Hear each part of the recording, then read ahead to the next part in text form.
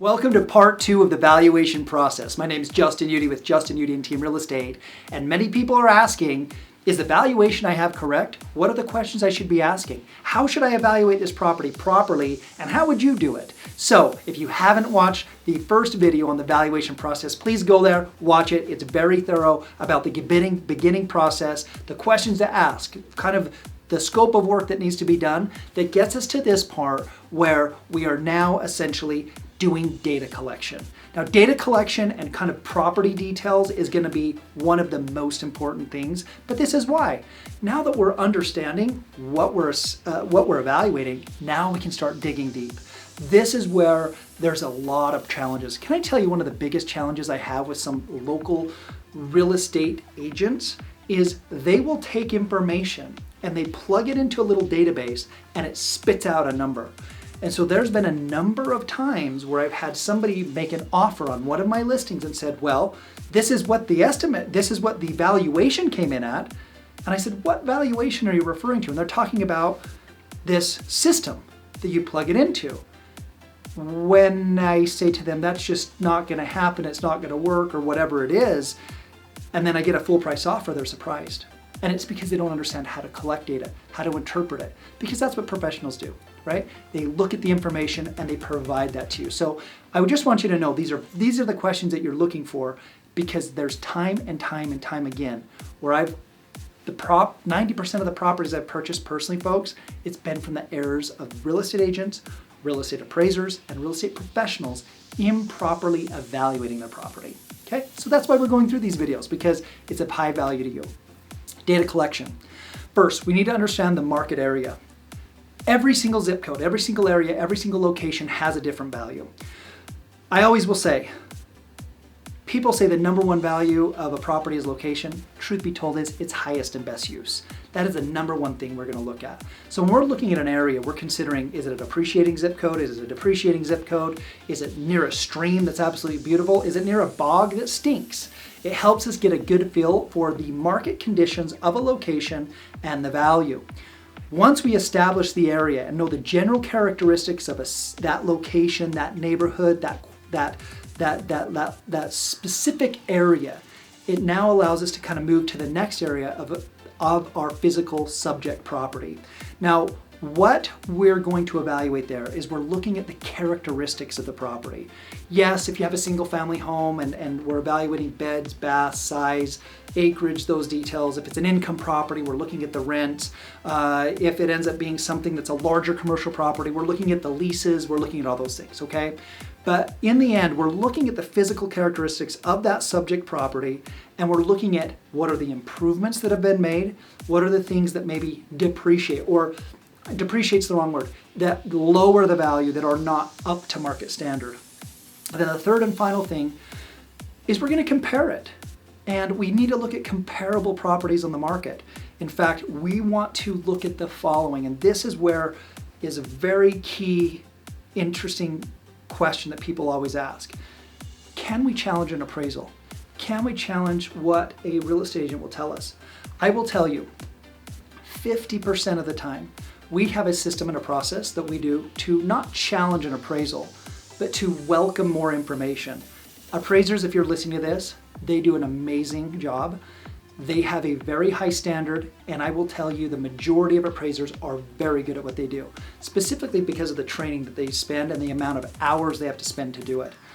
There is times where an appraiser has made a mistake because the valuation process doesn't match where a buyer and seller meet because of the amenities, due to the resources, where they're just off. I've had it where they were over $100,000 off.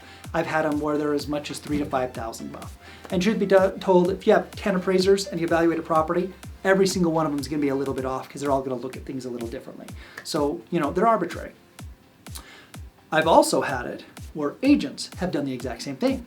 They felt like the property was worth this and it actually sold for this. I've had people that priced it at this and it sold for this, and they were like, why did it sell for that much? So, key point here is that you have to make sure that we're looking at a couple things very strategically. And so I'm going to bring up 3 points in this data collection portion. One is we need to make sure that when we're evaluating what is the highest and best use of this piece of property. This week, looked at a piece of property, single family home, large lot, looked at the details, found that, hey, in general, that property was going to be priced at X, okay? However, I knew the highest and best use of that property was not just this property. So I had said to the owner, do you understand that this property is zoned with this type of zoning? And with this type of zoning, we're able to do this. And if we do this, it can be this. And so it ended up adding to that specific property almost $300,000 in value, simply by knowing the highest and best use of that property. One time I went to a property, high rise on the right, high rise on the left. Real estate broker owns the property personally. He owned it. Made him a full price offer on his property, and he couldn't understand why. The reason he couldn't understand why is because it had a higher and better use with the buildings next to it, because they were just pigeonholed into kind of their way of evaluating things. So next item is one of the key phrases on residential real estate that an appraiser is going to look at is condition and quality. Those two things are when 50% of the time I've been able to change the value from an appraiser standpoint. And I'm not changing their opinion. I'm introducing new information, new details.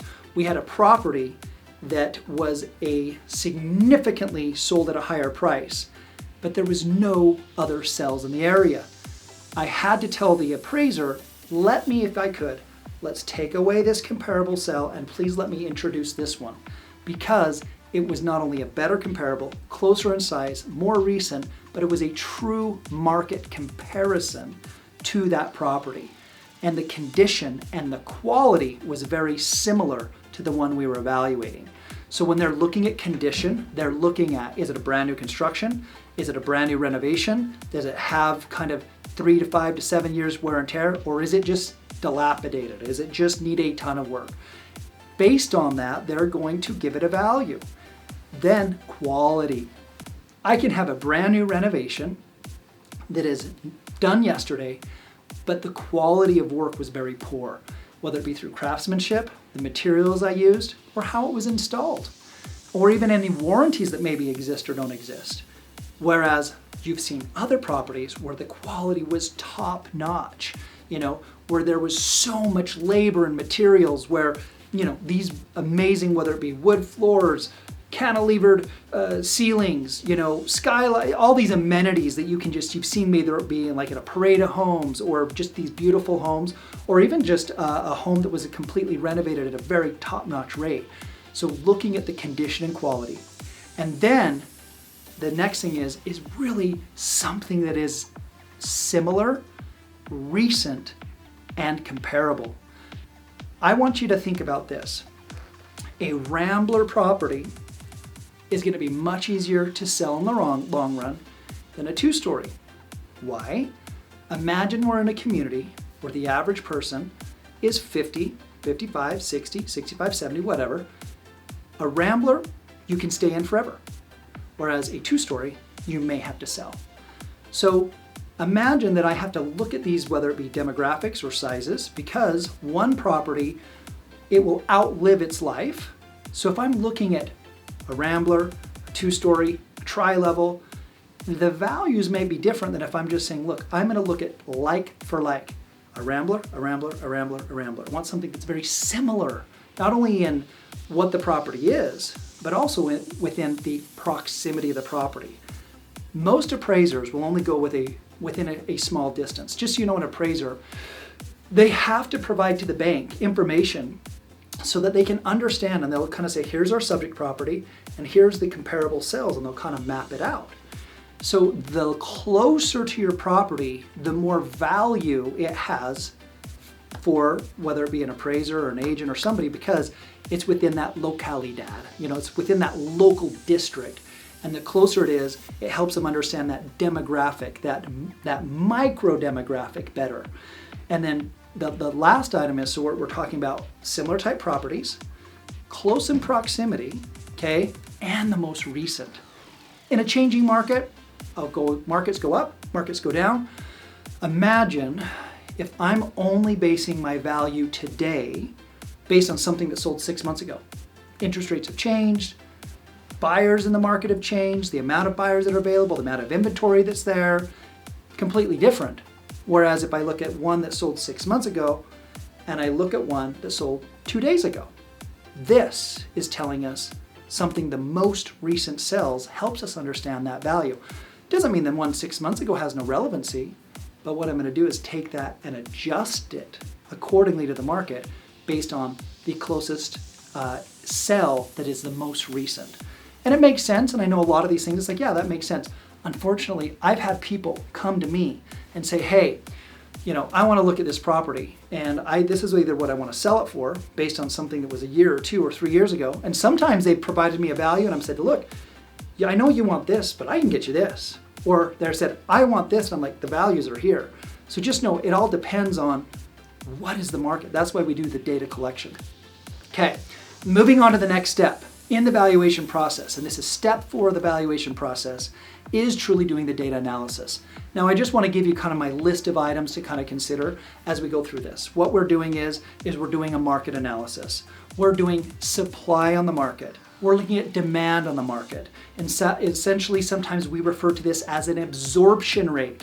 So if you were ever asking an agent and you're doing a community, one of the things I do for our new construction gentlemen and ladies that build new construction is I'm going to look at the absorption rates. I want to know if I have a 100-unit community, how many units can we sell per month based on the buyers in the market? So we're looking at kind of that absorption analysis. We're doing marketability studies. We're considering, what is, again, the highest and best use of that property, as well as, looking at that land as if it was vacant. Remember the story I told you about the guy and the gentleman that we were evaluating the property, and we thought the property was here, but based on the zoning in the area, he could get $300,000 more? Well, truth be told is that piece of land in a different location, let's just say it was horse property, if he was in a location that was highly sought after, where the price per square foot for horses was significantly higher, it could be worth more. So we want to just essentially take sometimes what is that land value. Think of it this way. Your property isn't one big value. It's typically, let's look at what is the house value and what is the land value. And sometimes we have to do that. When we're going to talk about in the next video about some different cost approaches and how we come up with those, you'll understand kind of a little bit more detail about that. But what I want you to know is that we really want to just understand what is that land as if it's vacant, and then we just need to know what would this property be kind of as is, and then what would it be as improved. The reason we do that is because we just want to understand what is the market dynamics of the market. What is kind of the top, what is the kind of the bottom, and where does it maybe fit in between there. So as we go to the next one, I just wanted to let you know we're going to kind of, in the next video, in evaluating properties, we're going to look at kind of land, how we're evaluating land, things to consider, questions to ask, as well as how do we evaluate the approaches, whether it be single family, multifamily, commercial type properties.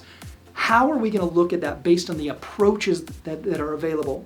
And then how do we define the value? So looking forward to seeing you then. If you haven't seen video 1, watch it. This is video 2 and video 3. If once you finish this, please move on to the next one. Anyway, talk to you soon. Thank you.